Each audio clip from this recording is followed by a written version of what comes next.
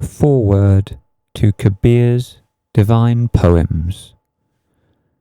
Friday before the New Year's, 1993, Varna, by Eleazar Harash, translated by Ruah Ezekiel, narrated by Daniel King.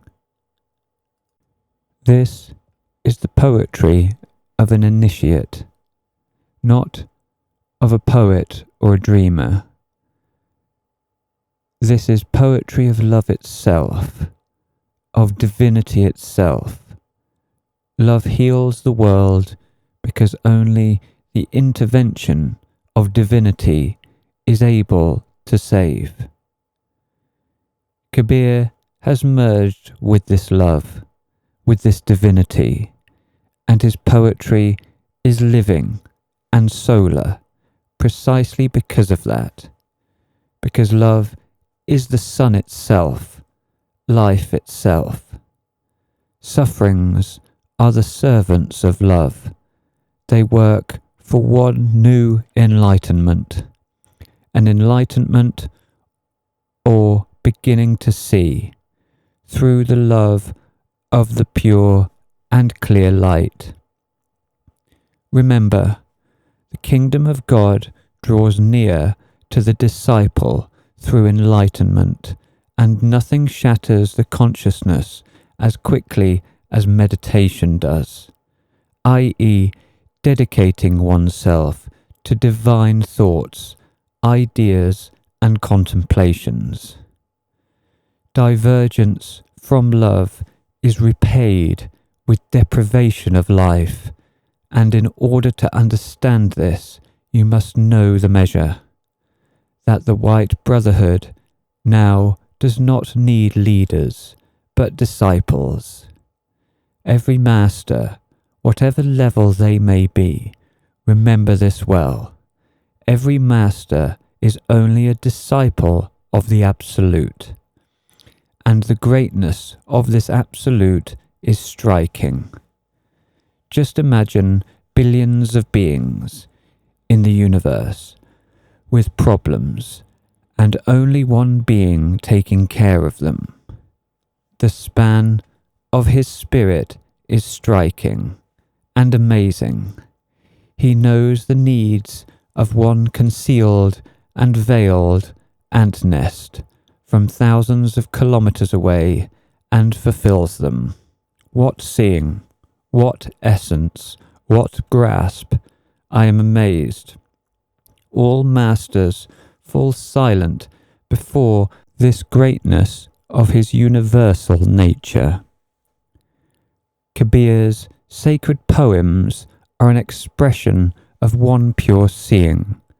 They are divine laws, and these laws are the truths which take the person out of slavery. If love does not penetrate into us, life cannot come.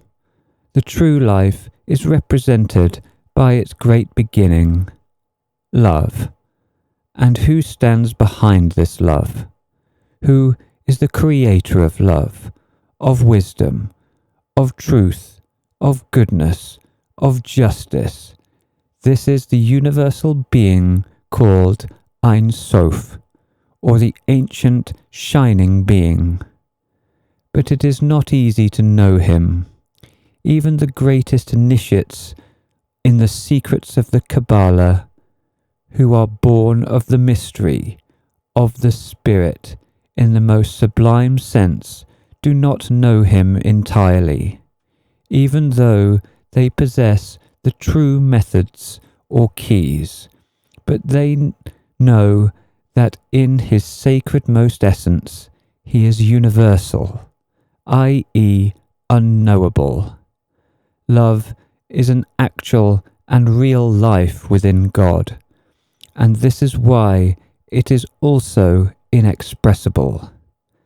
Only what is inexpressible can be the bringer of total life in the universe and outside of it, there where his unfathomableness is. I say, The ancient shining being is light and fire, and no mortal can get close and become incorporated into this universal immortality. The secret of immortality and its universal nature are locked in the sacred relations towards love. The words immortality and universal nature cannot be understood by earthly inhabitants, for now, because these words have an incalculable light. These words, according to the Kabbalah, are magical powers of nature, and they are always luminous. But the poor earthly inhabitant is not yet illuminated and radiant. Coming to know the word immortality means coming to know the secret of its symbol. And knowing this symbol gives unlimited reign in the state of being and the state of non-being. But before you come to know this secret, you must become boundless. And this is a quality of love. This is another deep symbol, boundlessness. This is the primordial image of divine likeness. Boundless love, this is his essence, his nature, which is expressed in a secretive way through the Sephirots in the Kabbalah. The boundless love determines the whole of power of the Spirit, and the misunderstood love turns people into a wreck because they live in the desert, and now doctors are coming in order to cure them, doctors who themselves must be cured. Remember, it is not doctors but love, the Spirit which liquidates the illnesses, and sometimes it is enough not to appreciate one quiet advice of love and enter into the desert. Whoever reads Kabir's poems out of curiosity, they will never comprehend the essential, but the soul, which has passed through big sufferings and has come to this book without its prejudice and critical mind. It will understand the essential, because suffering shapes a kind of depth within the person, and precisely here, in this depth, the soul is receptive for what is essential. Such a soul will taste the presence of the Spirit in these sacred poems. In order to perceive in the right way, you must love. When you love, then you listen with the soul, with faith, with trust. When there is trust, the mind is gone. The mind is an obstacle. Distrust, that is why never speak to your mind. Do not waste your energy. Speak to the soul, because the mind listens in a shallow way. The mind is a master of shallow things. Kabir's poems are not for the mind, they are for the soul. The mind is limited, and the soul is something complete. It is able to comprehend the essential. Kabir is a great initiate and master. He comes from unity. He is an emissary of love. He is a ray of this love, and this is why he carries one extraordinary poetry. The extraordinary poetry is fragrant. It is like love. It vibrates with life. This is poetry which creates inspiration and certitude is spiritual protection itself. Through certitude, the person expresses themselves in one more supreme field. May this certitude, which the initiates have, permeate the whole world and penetrate into every living being on the inside. I say again, this is poetry, which creates, and creative work is possible only for those who function in one supreme divine field. Poetry is a conduit of supreme spiritual power. A true initiate bathes in the Word, because the Word is the source of all powers. The Word is a wellspring, and Kabir drank from this divine wellspring. The Word gushed from the wellspring of divine wisdom. Each person is an idea of the Word. Each person is one letter of the great joy, of the great harmony. The Word became form, became flesh, became an idea. Those who do not have life, they do not have the Word either. They are dead letters which must be resurrected, must come to life. Meditation is the way in which the Word comes to life within us. True meditation is found only with a connection to God. Outside of this, there is fantasizing, because outside of God, you cannot think in the right way, but you can fantasize successfully. Remember, the Word must come to life within you, but out of your own vitality. And then, like with Kabir, your Word will be not only poetry, but a mission. It is beautiful when the Word fulfills a mission. Then it is a servant of the divine truth. Growing within the Word depends on the depth and the strength of the motives. If you do not have purity, no one will let you grow. There is no one that would let you. If you are pure, the Word is born within you, and you come to life. In this way, you become a poet, a philosopher, a genius, a scientist, and in the higher fields, you become a saint, an adept, a master. If your word is impure, then you enter into the whirlpool of the astral, and in this way you lose your independent essence, and in the end you fall into the hands of the central astral force which engulfs you.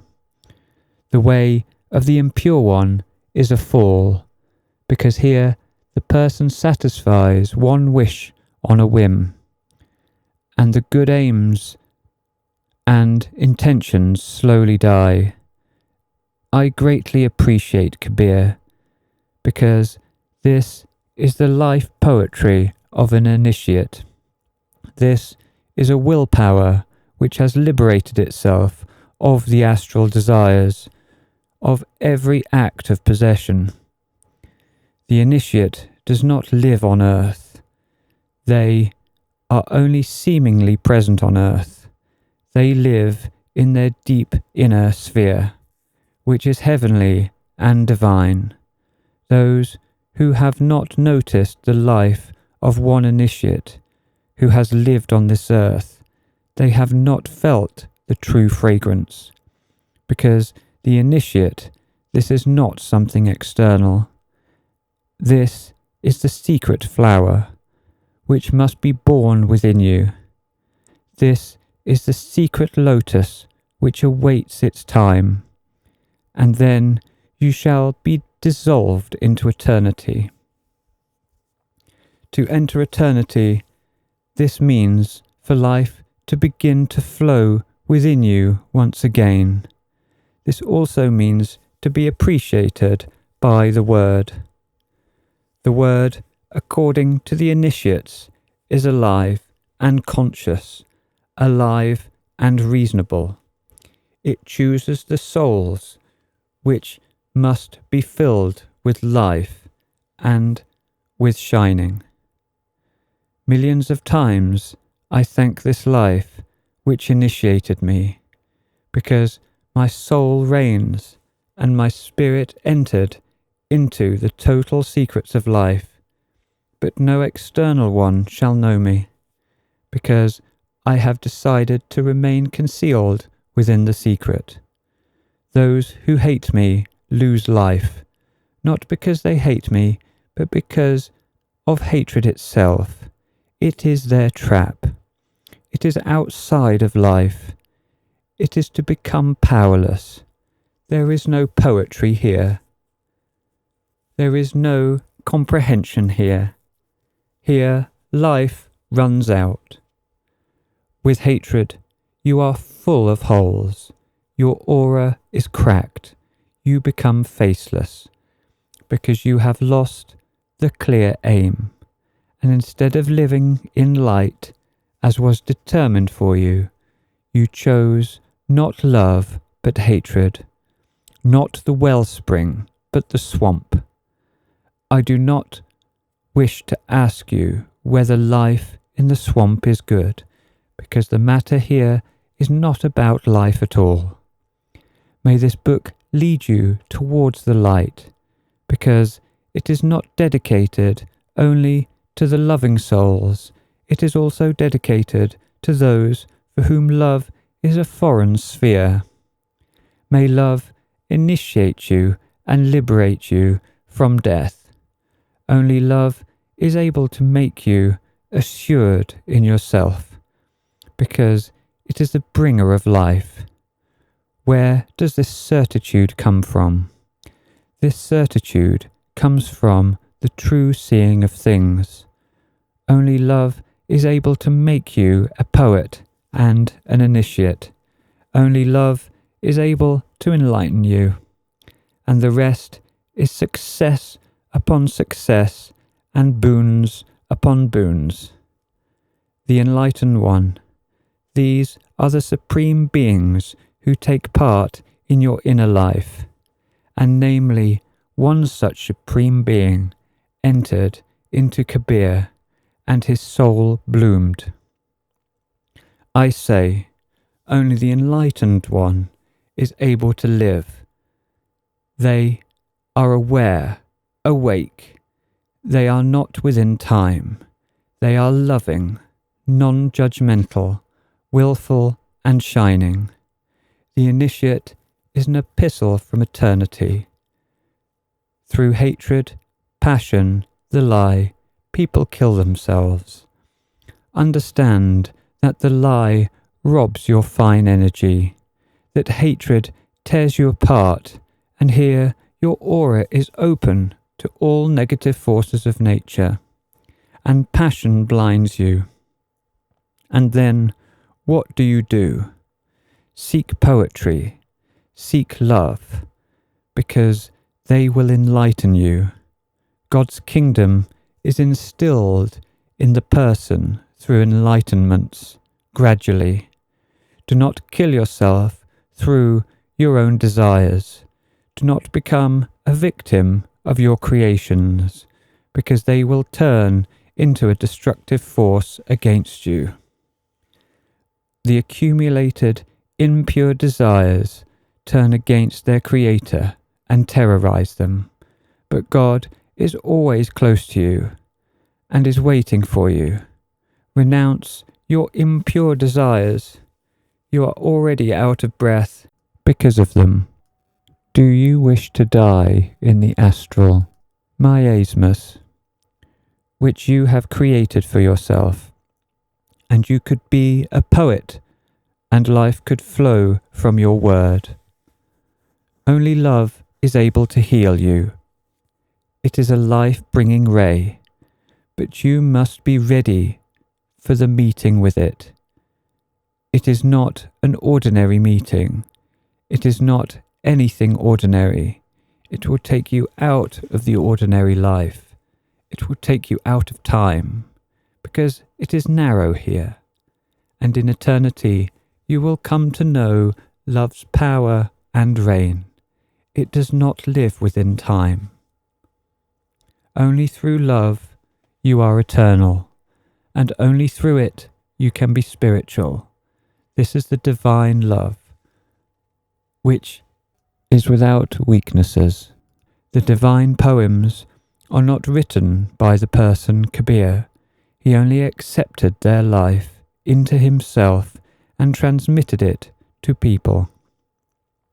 May each one become such a conduit of life.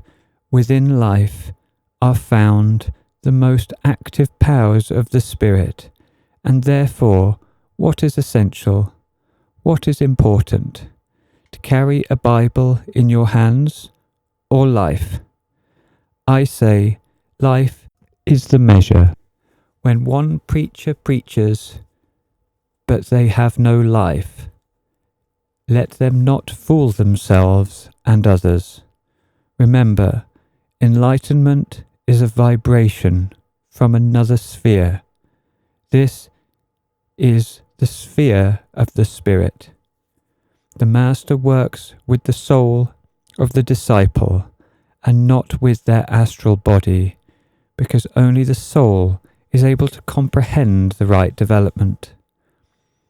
It is the soul that is essential for the Spirit, and not the astral body. So the important moment in life is the soul coming to awareness.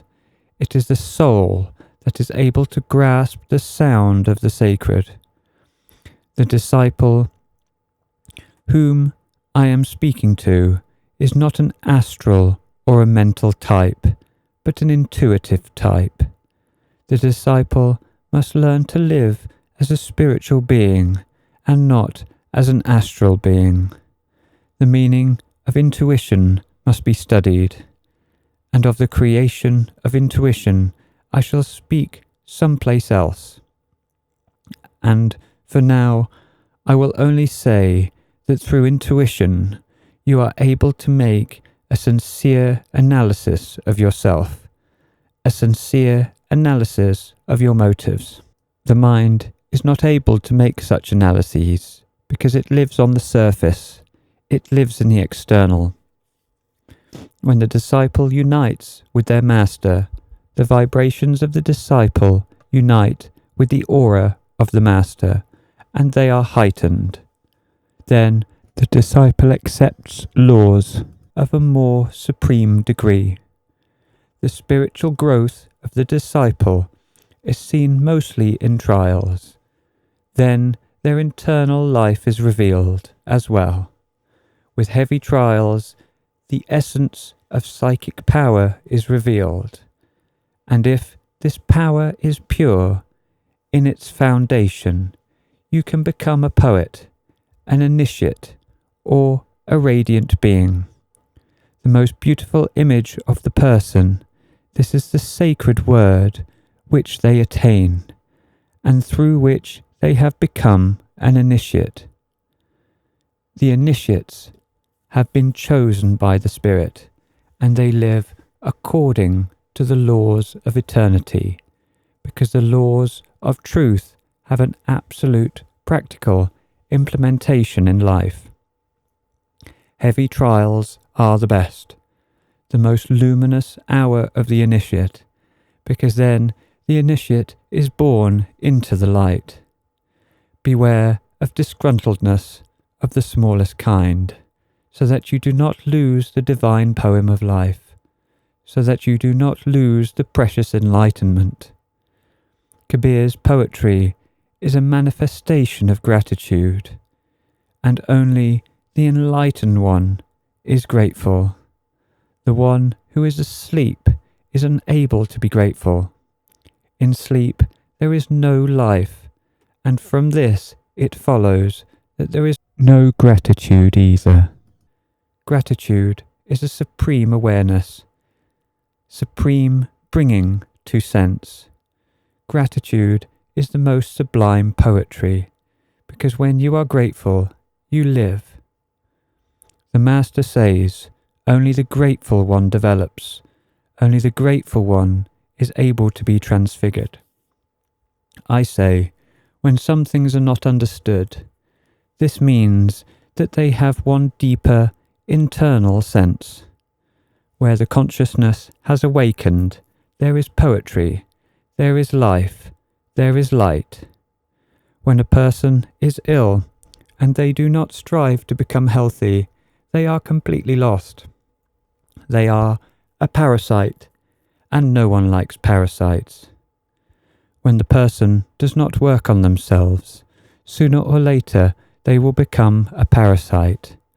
And when there is no one to love you, you remain outside of life.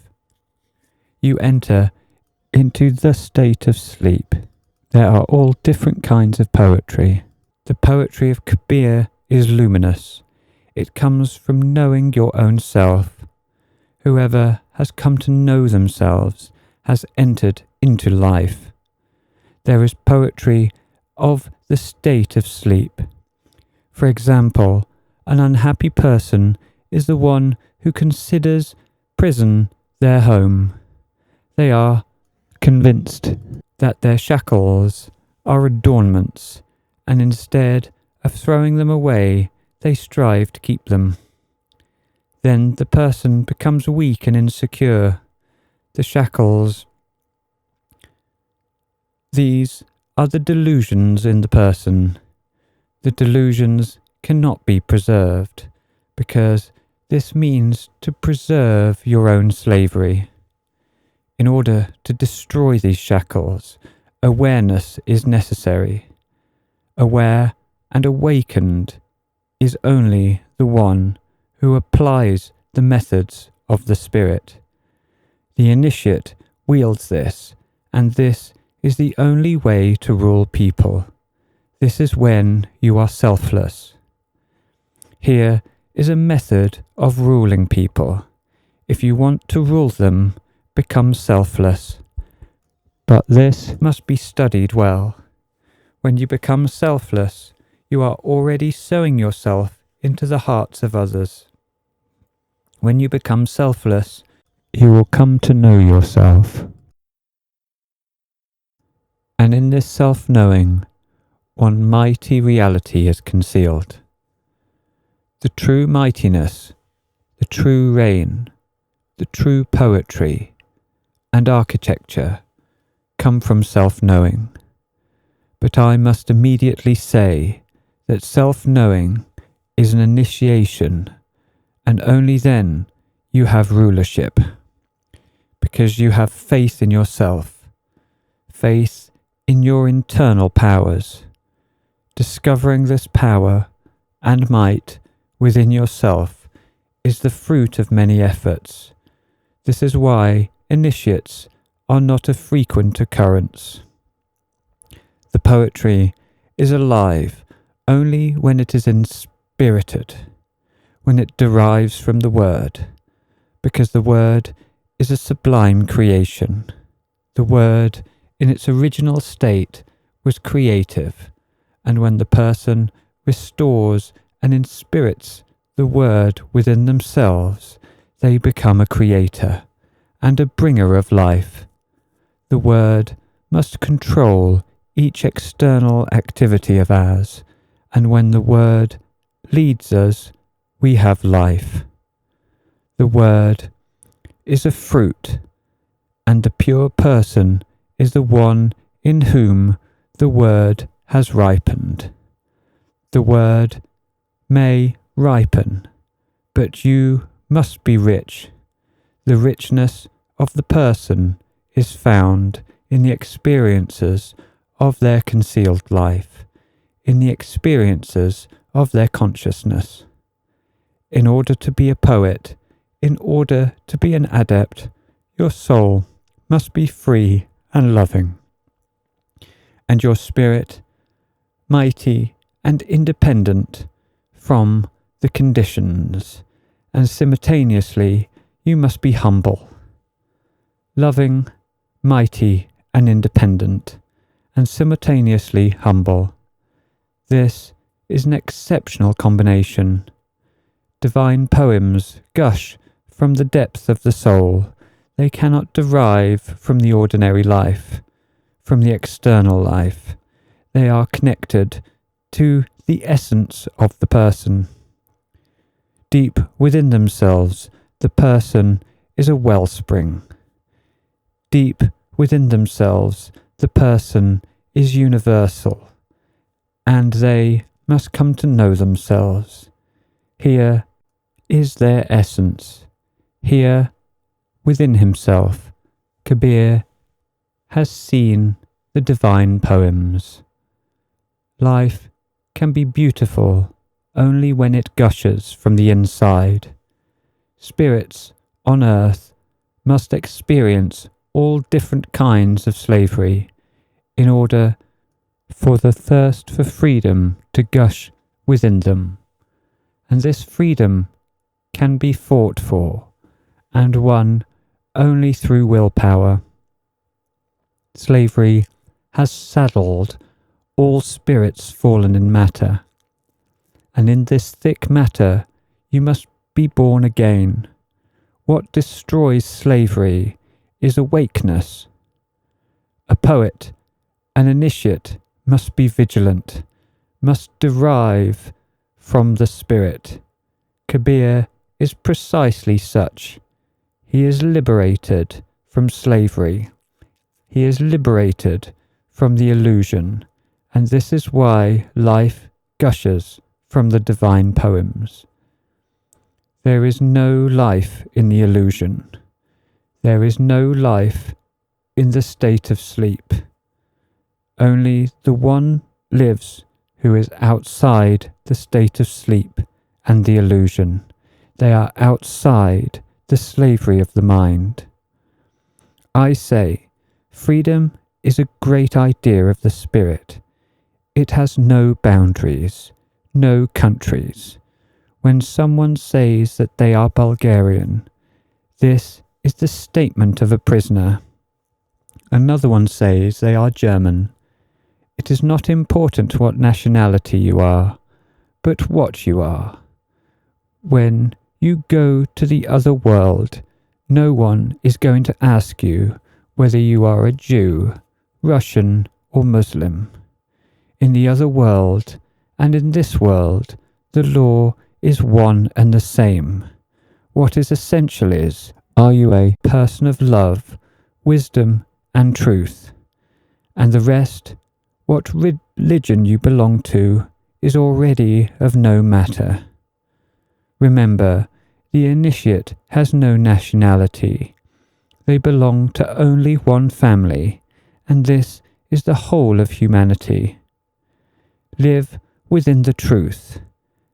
If you want to attain freedom, boundaries, both internal and external, are borders of the ego. I am not speaking of reasonable boundaries, which the person places on themselves. Do not place walls in your way towards the spirit, because one divine poem encompasses all reasonable beings. The divine is unified, and it will unite humanity, and sooner or later the person will come to know this. Why? Because the third eye is often developed in big dangers, and when the misfortune comes, it will cure your diversion. For the one who is awake, slavery is also a way towards freedom, and freedom is a way towards salvation, because the one who is awake works in bad conditions too. Every ordinary person is well settled in their prison. They are exiled in their own dogmas and outlooks, and someone comes to me to speak to me about their own outlooks. I only listen, and I barely speak. I say, these outlooks are nice for you, but I want freedom, not exile. Another attempts to prove God to me. They speak of omens and watch me get serious, but they do not know that in my secret room I rejoice and revel. What would the external ones, i.e. the blind, say to this? Let them be silent. Why?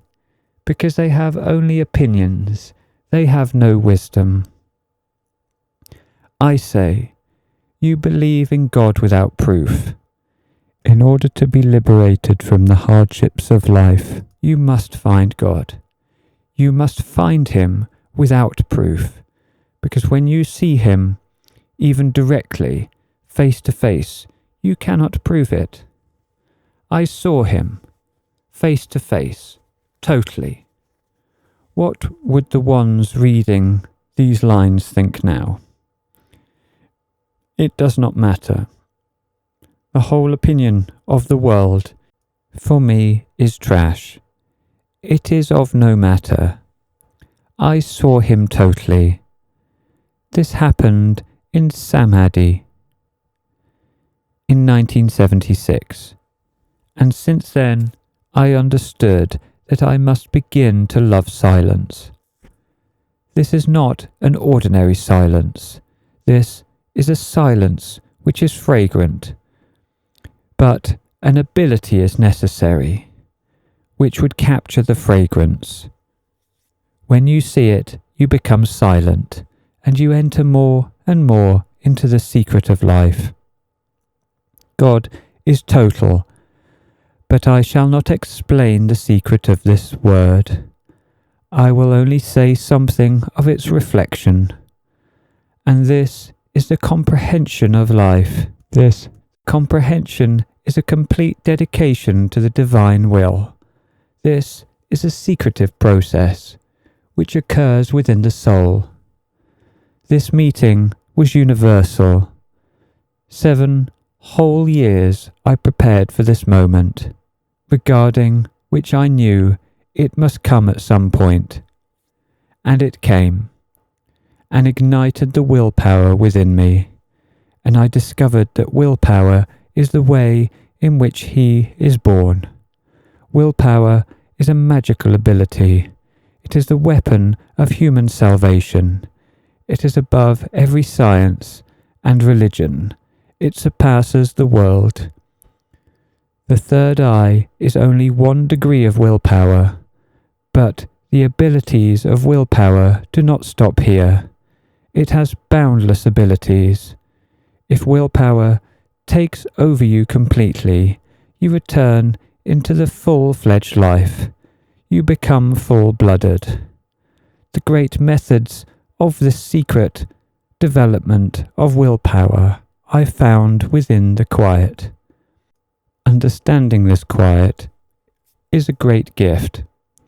The secret of willpower is a magical secret, and I shall uncover it only to those ones who have been predetermined, because a person can know and make sense only of that which has been given to them. Willpower has covert and overt acts. It has within itself the awakeness of the world. Illusions are a hindrance to understanding the secret of God, but sufferings work. Sufferings will clear the illusions. The power of the willpower is in awakeness, and awakeness comes from perseverance in prayers. Here I can only say a few things about willpower, but they have their significance too. The growth of willpower depends on guarding the consciousness, on control. Willpower must master the speech of the subconsciousness and of imagination. Willpower is able to attract the cosmic energy for its purposes. Remember, willpower is able to eliminate every psychic deviation. Willpower can only be developed when there is a clearly determined aim and a high ideal. Some speak of poetry, but if a strong toothache comes to them, would they remember that poetry exists, or would they be engulfed by the pain and become slaves? It is not right for the pain to take over your whole consciousness and become a master. You are the master. The faith of people with weak willpower and weak concentration is ridiculous. God cannot be found with assumptions, nor in the holy books. Why? Because the holy books are found within the person, and they have their expression in the person, their face, their movements. Wish that God gives you peace. Wish that God gives you the ability to rise up to the heavens. Ask, and it will be given to you. If you want the earth, you will become earthly. If you want the heavens, you will become divine. If you want the earth, this means to know what it is you want. You may live on earth, but high in your consciousness, to be beyond it. There are no accidents in life. Accidents are based on strictly determined laws. In this way, the word of Kabir is based on strictly determined laws. These are internal laws. Whoever unites with God is able to dispute the will of the stars and the will of karma. The divine poems derive from a pure peace, and in the beginning God created pure peace, and the secondary created world is outside of eternity. It is temporal, and this is why in it is spoken of time. The power of vitality was created by the light. This is the word of one great initiate, known by the name of Zarathustra. His cosmogony is exceptional. Zarathustra says, when the tension of evil is big, that is when you are closest to victory, to salvation. Here, like with Kabir, the word has its expression of beauty. These are simple words, but with a deep inner substance. These are words which glow in their conjunction. The dead shall be resurrected, and hell shall be cleansed. New peace shall originate in eternity, and evil which is connected to a certain person will inevitably catch up to them. The teaching of imperfection is an attribute of the devil. He has remained imperfect and offers this imperfection to each one who agrees. One great and divine poem is the Sphinx. It symbolizes the secret. I say, all things are preserved in the secret. Egypt is a country in which there are compositions of magical constellations. The occult internal powers can influence the external world as well, and the secret constellation which took part in Egypt is known only to the initiates. The Sphinx is an occult guard. The Sphinx is the guardian of the secrets of life. Behind the secret, the mystical gaze of life is found. Some think that they understand what I am speaking. On the contrary, when speaking, I am also concealing the secret of life. In order to understand what I am speaking, you must have the secret of initiation.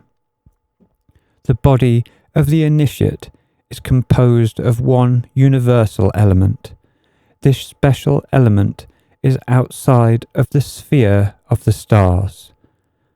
Through this element, Hermes was a representative of the unique light, and this is only a part of the secret of magic, which I can uncover. Magic has the biggest reign and influence, and then, in Egypt and now, it is the only thing which is able to deal with the evil spirits.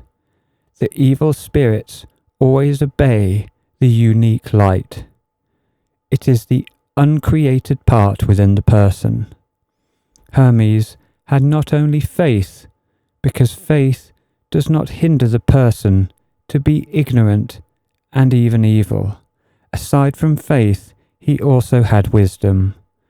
Wisdom is a dream for the believers. All believers must work on themselves for a long time until reasonableness and light come. And wisdom comes much later. Magic, in its foundation, is a crystal, pure spiritual wisdom. This is later called knowing God, and here, in this sphere, I must again fall silent and withdraw from revealing this magnificent secret, which is concealed within the words wisdom and influence. If I were only able to say 4 words to you, you would understand the entire secret of life. But since I wish to live, I choose the beautiful and shining silence. Remember, the person is liberated from death only through total revelation, only through divine revelation. This is the revelation of the unique light. This revelation gives a new pointer in the exceptional way towards the Spirit. May this divine poem touch you, so that you bathe in the life of the gods.